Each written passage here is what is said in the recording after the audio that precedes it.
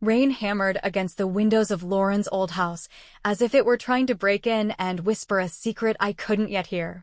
The room smelled of dampness and the fresh tea she was brewing in the kitchen. The clock on the wall ticked too loudly, its hands creeping forward as if counting down to an inevitable disaster.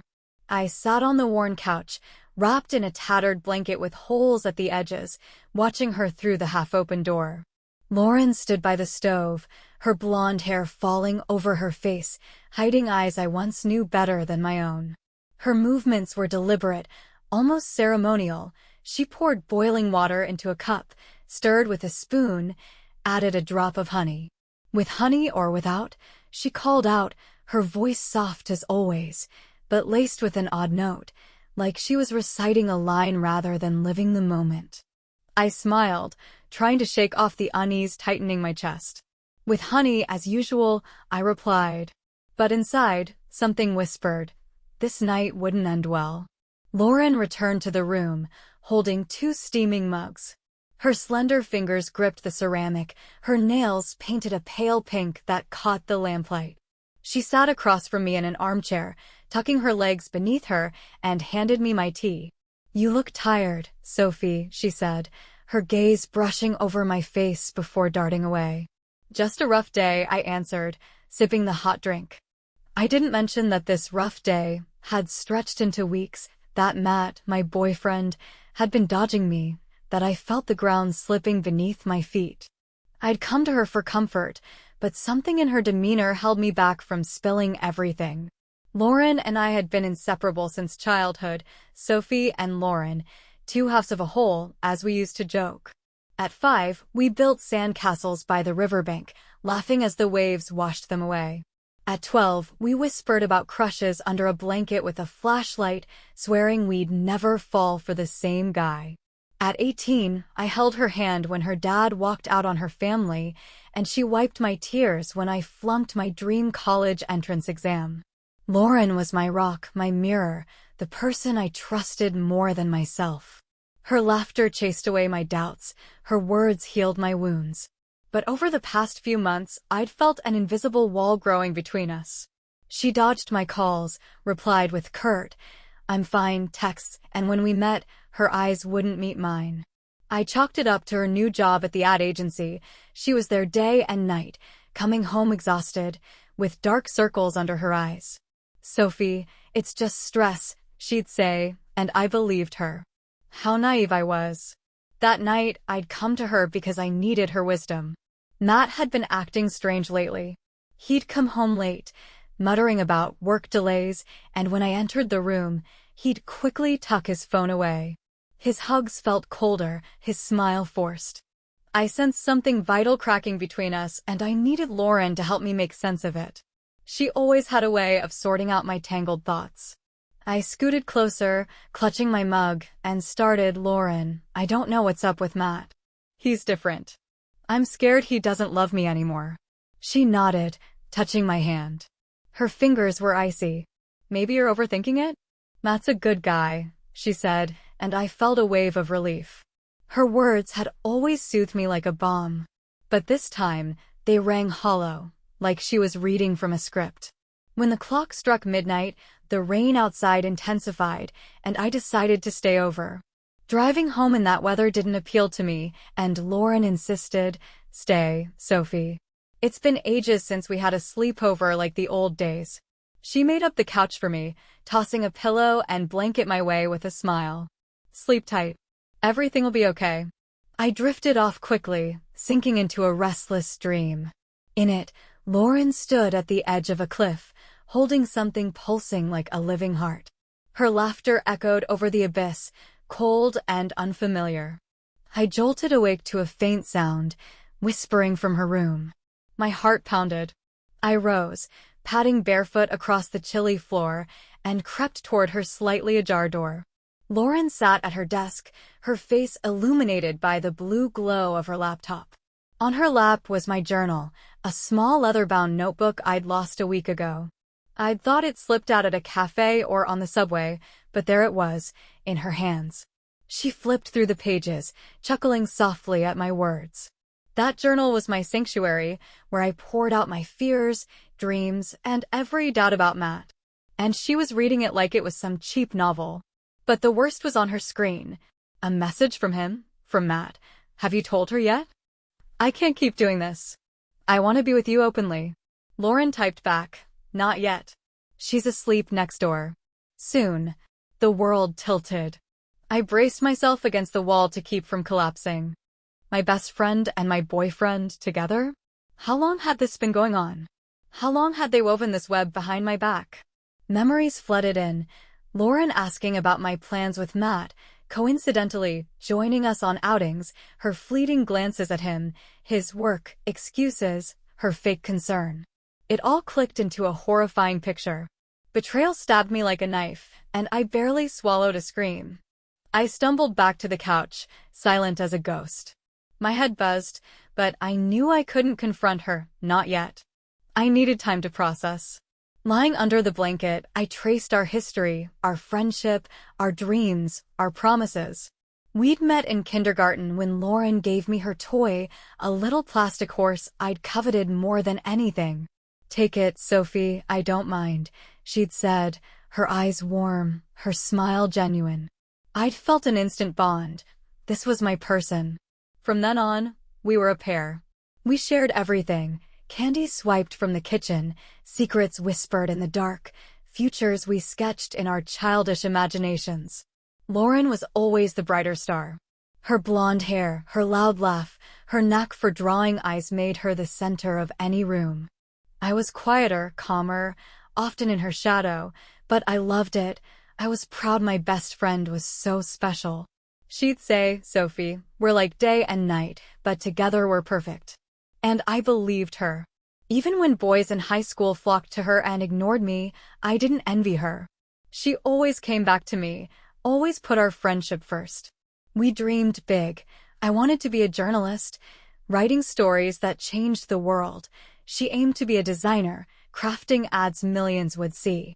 We'll conquer the world, Sophie, she'd say, her eyes blazing, and I'd see our future unfolding. Cracks appeared after high school. I got into college for journalism, while Lauren flunked her exams and took a job at a coffee shop. It's temporary, she'd say, but I saw how my new life, classes, friends, bylines, grated on her. She'd tease with an edge, oh, Sophie's a big writer now, while I'm stuck brewing coffee. I'd laugh it off, ignoring the bite in her tone, but something shifted. Her smile sharpened, her words prickled. I tried to lift her up, inviting her to college parties, introducing her to my crowd, but she stayed on the fringes, like she didn't belong. Then she landed the ad agency gig, and things seemed to right themselves. She was her old self again, cheerful, open, my Lauren. She'd gush about her projects, how her bosses praised her ideas, and I'd hug her, thrilled our friendship was back on track. Then Matt came along. We met at a mutual friend's party 2 autumns ago. He was tall, with warm brown eyes and a smile that made my knees weak. We bonded over music. He loved jazz, I loved rock, and bickered playfully until we realized we'd been talking for hours, oblivious to the crowd. Lauren was there, perched on a couch with a glass of wine, watching us. He's cute, she said later as we walked home. You're lucky, Sophie. I didn't catch how her gaze slid away, how her voice dipped. Matt became my world and Lauren joined our orbit. We'd hang out as a trio, movies, walks, silly jokes. I thought it was perfect. I didn't see her eyes linger on him when I turned away. I didn't hear the tremor in her voice when she said his name. I woke early the next morning. Sunlight barely pierced the heavy curtains and the rain still drummed on the roof. Lauren was in the kitchen, brewing coffee, humming softly. Her hair was in a messy ponytail, and she wore an old t-shirt I'd given her for her birthday 3 years ago. Sleep well, she asked, her tone so carefree I nearly hurled my mug at her. Better than ever, I said, forcing a smile. I sat at the table, sipping coffee, watching her, this stranger who'd once been my soul sister. She chatted about a new work project, cracked jokes, offered breakfast, but all I saw was her lie. Every gesture, every word was a mask hiding her treachery. I left, promising to call, but I knew it was over. At home, I locked the door, sank to the floor, and let the tears come. Everything I'd believed in shattered.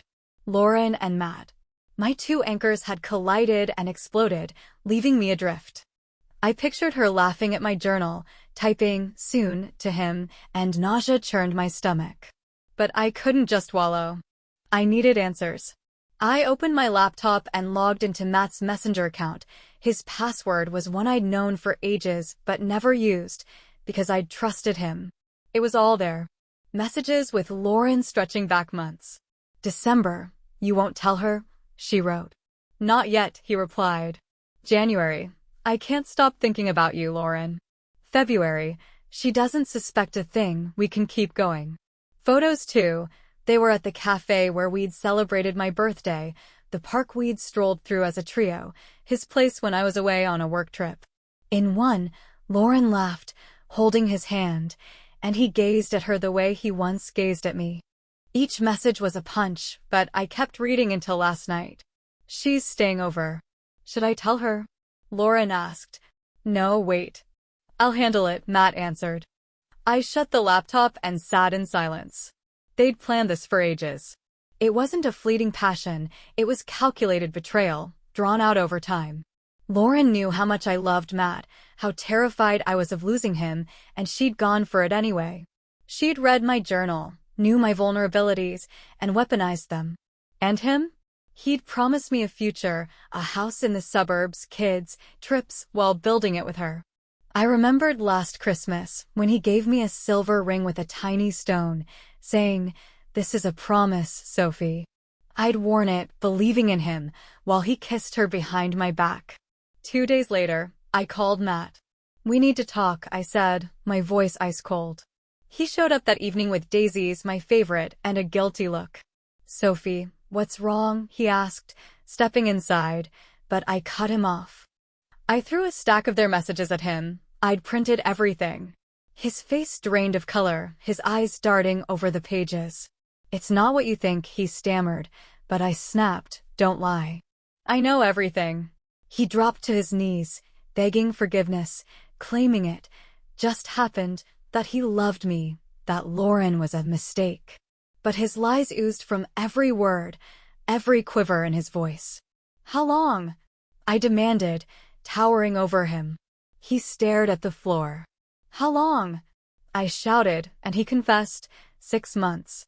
6 months of sneaking, laughing, plotting while I clung to our love. "Why?" I asked, and he looked up, tears in his eyes. "I don't know, Sophie. She was there when you were busy, when you were working. It just happened." His words burned like acid, dissolving what was left of my feelings. I kicked him out, hurling the daisies after him. Petals scattered across the floor as the door slammed shut. Lauren came a week later, knocking late at night. Her eyes were red, her hands trembling as she held out a bottle of wine, the brand we'd drunk to celebrate her first paycheck. "Sophie, I didn't mean to," she began, but I raised a hand. "You read my journal. You laughed at my pain. You slept with my boyfriend. And you dare say you didn't mean to?" She collapsed onto the couch, sobbing into her hands. "I fought it, Sophie. I didn't want to love him, but I couldn't stop. You were my sister, I didn't want to lose you." Her words sounded raw, but I couldn't trust them. "You could have told me. You could have stopped. You chose him," I said quietly.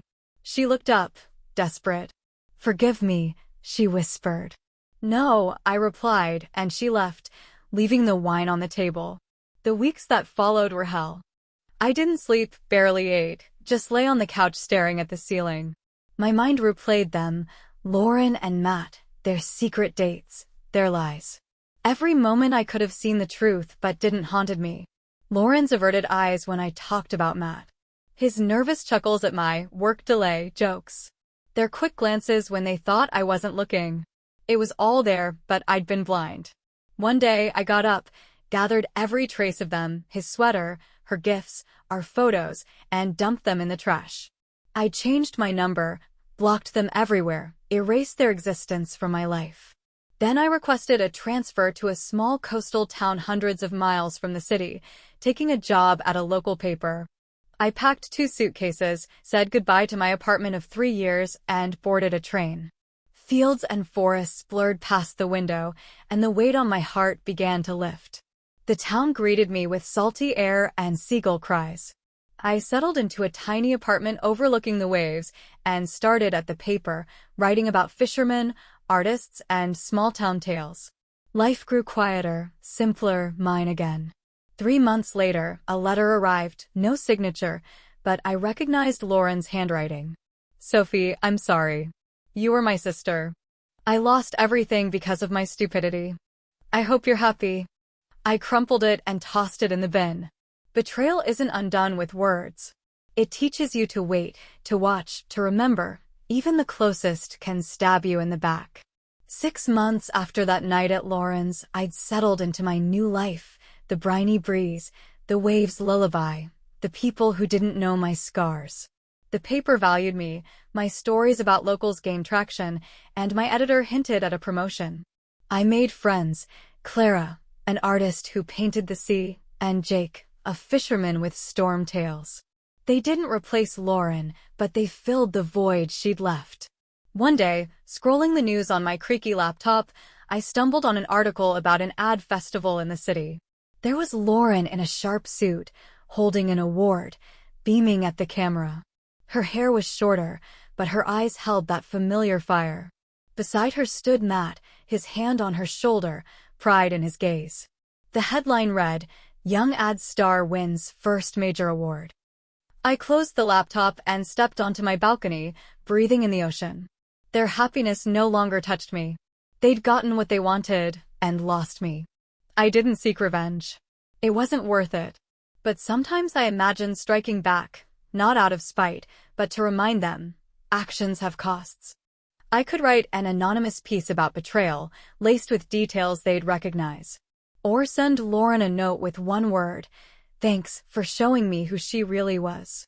But I let those thoughts fade. My revenge was my silence, my new life, my refusal to let them break me. A year later, I stood on the beach, holding my first published collection of articles. It was a small run, but to me, it outweighed any trophy. The cover showed me smiling against the waves. Inside were stories of people who'd become my new heroes. I no longer wrote about Matt or Lauren, didn't dwell on them. They were shadows, dissolved in the rain of that night. That evening, I sat at my desk and opened a fresh page in my new journal, not the old one Lauren had mocked, but one I'd started here.